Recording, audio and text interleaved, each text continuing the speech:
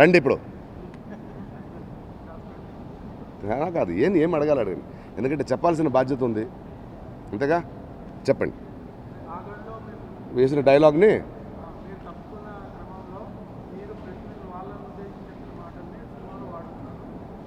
దానికి ఆయన ఆన్సర్ కూడా ఇచ్చాడు కదా శ్రీను వైట్ల గారు. తనకు నచ్చిందని చెప్పాడు. సిగ్గు లేకపోతే ఒక మనిషి ఒక సినిమాలో నటించడం తనకి ఇష్టం లేకపోతే తీసేయొచ్చు, సైలెంట్గా ఉన్నాం. కానీ ఆయన్ని 3 సంవత్సరాలు బ్యాన్ చేయాలి, తెలుగు ఇండస్ట్రీ నుంచి పంపించేయాలని నానా నాటకాలు ఆడి బ్యాన్లు పెడితే నేను చెప్పింది పద్యం కాదు, నా ఆవేదన, నా కోప, నా ఆక్రందన. రాళ్లతో కట్టకండి ఇల్లు కట్టేస్తాను, నన్ను కాల్చకండి నేను ఇల్లు దీపం చేసుకుంటాను, నన్ను తరమ్మకండి, నన్ను చంపకండి నేను నీలకంఠుడిని అయిపోతానని పెయిన్తో చెప్తే ఆయనకి అలా అర్థమైందా?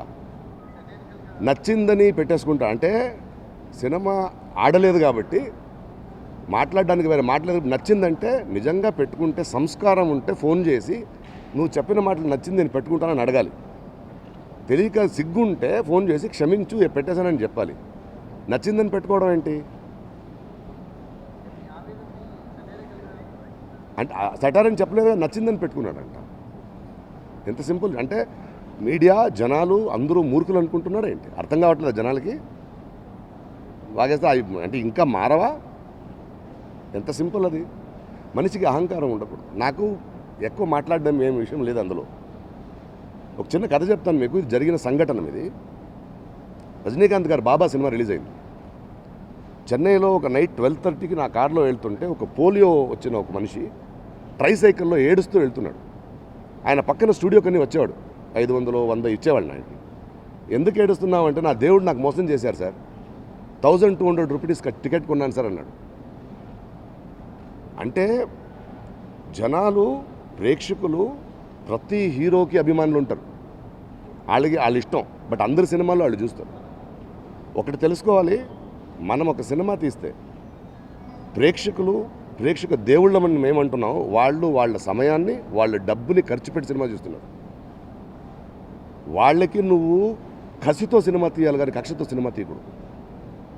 ఒక దర్శకుడై మహేష్ బాబు లాంటి ఒక అద్భుత స్టార్ను వాడుకుంటూ, కోట్లు పెట్టే నిర్మాతలను వాడుకుంటూ, ఈ సినిమా చేయడం వల్ల మాకేదైనా గుర్తింపు వస్తుందా అని సాంకేతిక నిపుణులు, నటులు పనిచేస్తుంటే వాళ్ళ సమయాన్ని వాడుకుంటూ, దీని నుంచి మనం సంపాదించుకుంటామని డిస్ట్రిబ్యూటర్స్, ఎగ్జిబ్యూటర్స్ డబ్బిస్తే దాన్ని వాడుకుంటూ, ప్రేక్షకుల సమయాన్ని వాడుకుంటూ కథ చూడడానికి వస్తే ఆఖరికి నీ గుర్తింపు ఇచ్చే కలమ్మ తల్లిను వాడుకునే దానికి దిగజారితే ఇదే ఉంటుంది రిజల్ట్.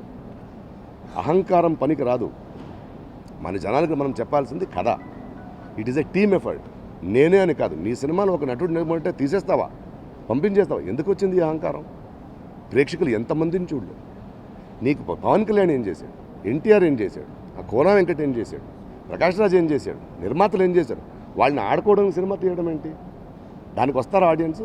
వాళ్ళకు మంచి చక్కటి కథ చెప్పండి, మా అభిమాన హీరోని చూపించండి అని నమ్మొస్తారు. అలా చేయాలి తప్ప ఇప్పుడు కూడా టైం లేదు. అద్భుతమైన పెద్ద సినిమాలు తీసిన దర్శకుడే దీని నుంచి నేర్చుకుని నెక్స్ట్ సినిమా మంచి సినిమా చేస్తే ఆయన బాగుంటాడు. బట్ అహంకారం పనిచేయరాదు. ఎందుకంటే ఏ అహంకారం కూడా దాసరి గారి నుంచి, బాపు గారి నుంచి, విశ్వనాథ్ గారి నుంచి, కృష్ణ నుంచి ఎన్నో డైరెక్టర్స్ ఇక్కడ ఉన్నారు. వాళ్ళెవరూ కక్ష కోసం సినిమా తీయలేదు. తీసిన సినిమాలు హిట్ ఫ్లాప్ అందరికీ వస్తాయి, అది కాదు ముఖ్యం. నాకు మహేష్ బాబుకి 15 సంవత్సరాల అనుబంధం.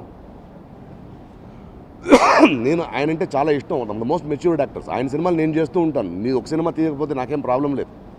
ఆయన నేనేంటో తెలుసు, తనకు నేనేంటో తెలుసు.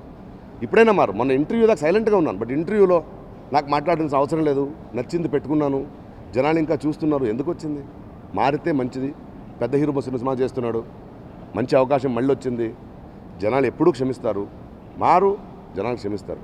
అంతేగాని అనవసరంగా దీన్ని మళ్ళీ కెలికి ఆయన నచ్చింది నాకు పద్యం, ఆయన వెళ్ళిపోయాడు, ఎందుకు వచ్చింది కాదు.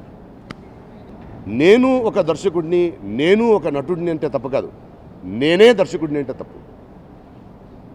అంతేగా, ఎవడి వల్ల అవదండి సినిమా, అందరి వల్ల అవుద్ది సినిమా. చూసేవాళ్ళ వల్ల అవుద్ది, చేసేవాళ్ళ వల్ల అవుద్ది. డబ్బు పెట్టిన నిర్మాత ఉంటాడు, కెమెరామెన్ ఉంటాడు, ఆర్ట్ డైరెక్టర్ ఉంటాడు, స్మాల్ తోటి నటులు ఉంటారు, డైలాగ్ రైటర్ ఉంటారు, ఎన్నో ఉన్నాయి. అందరూ కలిస్తే సినిమా, ఒక్కరి వల్ల సినిమా కాదు. అవును, నేను నాకు కోపస్తే అది అయిపోయింది. అది నాకు అసిస్టెంట్ డైరెక్టర్కి ఉన్న ప్రాబ్లం. ఆయన మాట్లాడారు, అవును తిట్టాను, సారీ అన్నాను, అయిపోయింది. దానికి కారణాలు ఏమైనా ఎత్తుకోవాలి. చంప మీద కొడితే ఎందుకు కొట్టాడని తెలుసుకోవాలి. ఆడు కొట్టుంటాడు కాబట్టి కొట్టుంటాం కదా, అది అన్నీ జరుగుతాయి కదా ఇంట్లో. అదే పెద్ద విషయం కాకూడదుగా. డెఫినెట్గా చేస్తానండి. నాకు ఆయన మీద పర్సనల్గా ఏం లేదు. ఆయన అహంకారంతో మాత్రం నా గొడవ ఉంది. హిట్స్ అండ్ ఫ్లాప్స్ అందరికీ వస్తాయి. ఆగడు లాంటి అది దూకుడు లాంటి సినిమా చేసిన వాళ్ళే మనం. చేయని మంచి సబ్జెక్ట్ ఎందుకు చేయకూడదు? అందుకే కదా ఉన్నాం ఇక్కడ, కలిసి ఉండాలి కదా. అందులో ఏముంది చచ్చా. నేను వెళ్ళిపోవాలని ఆడి చెప్పొద్దు, ఆయన వెళ్ళిపోవాలని నేను ఎప్పుడు చెప్పను. 10 మంది బ్రతకాలనుకోవాలి. ఎక్కడెక్కడ పుట్టామో, ఏ తల్లికి పుట్టామో, అందరూ ఒక చోట వచ్చి పని చేస్తున్నాం. ఎందుకు హ్యాపీగా సరదాగా మాట్లాడుతూ, జాలీగా నవ్వుతూ, కోప్పడితే కోప్పడుతూ, నాకు మరుక్షణం మర్చిపోయి వెళ్ళాలి.